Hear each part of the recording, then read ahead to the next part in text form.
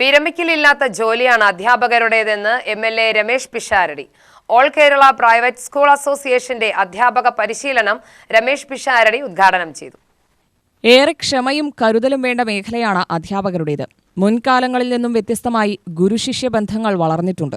പഠനത്തോടൊപ്പം തന്നെ കലാസാംസ്കാരിക കായിക രംഗങ്ങളിൽ വിദ്യാർത്ഥികൾക്ക് പ്രചോദനമാകുന്ന അധ്യാപകർ എക്കാലവും ഓർമ്മിക്കപ്പെടുമെന്നും പിഷാരടി പറഞ്ഞു.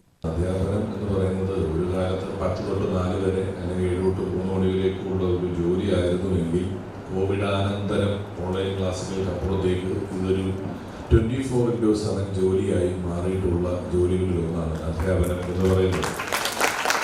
എൻ്റെ മകള് സ്കൂളിൽ പഠിക്കുന്നുണ്ട്, ഞാൻ കാണാറുണ്ട്. അവർ ഗുരുവായൂർ മേൽശാന്തി ഒരേ സമയത്ത് എണീക്കുന്നത്. രാവിലെ 4 മണിക്ക് എണീറ്റ് കുളിച്ചിട്ടൊക്കെ പോകണമാണ്. എന്നാലും സ്കൂളിൽ പോകണം എന്നാണ് പറഞ്ഞത്. 4 മണിക്കൊക്കെ പോകുന്നു, എവിടെയൊക്കെയോ പോകുന്നു, എന്തൊക്കെയോ പരിപാടികളാണ്.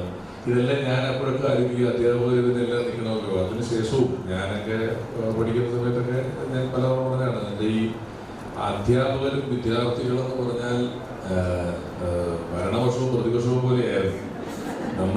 ഇവരുടെ കണ്ണിൽപ്പെടാതെ ജീവിക്കുക എന്നത് ഞങ്ങളെ സംബന്ധിച്ചൊരു വലിയ ജോലി തന്നെയായിരുന്നു. പല പൊതു പരിപാടികളിലും നാട്ടിൽ നടക്കുന്ന കല്യാണത്തിനോ കാതുകുത്തിനോ ഉത്സവത്തിനോ ഒക്കെ നമ്മൾ ഇങ്ങനെ നിൽക്കുമ്പോൾ ഒരുത്തനോടി നമ്മുടെ കുട്ടിച്ചത് കല്യാണത്തിന് വന്നിട്ടുണ്ടെന്ന് പറഞ്ഞാൽ പിന്നെ ആ പഞ്ചായത്തിൽ ഞങ്ങളെ കിട്ടില്ല. ഞങ്ങൾ കിട്ടുകളെ ടീച്ചർമാരും പിറ്റേ ദിവസം പറഞ്ഞു ഇന്നലെ നടക്കുന്നതാണല്ലോ ഉത്സവത്തിനൊക്കെ ചോദിക്കും. അത് മുഴുവൻ പ്രശ്നമാണ്. പക്ഷെ അവിടെ നിന്ന് ഇപ്പോൾ വലിയൊരു സൗഹൃദാന്തരീക്ഷം അധ്യാപകരും വിദ്യാർത്ഥികളും തമ്മിലുണ്ട്.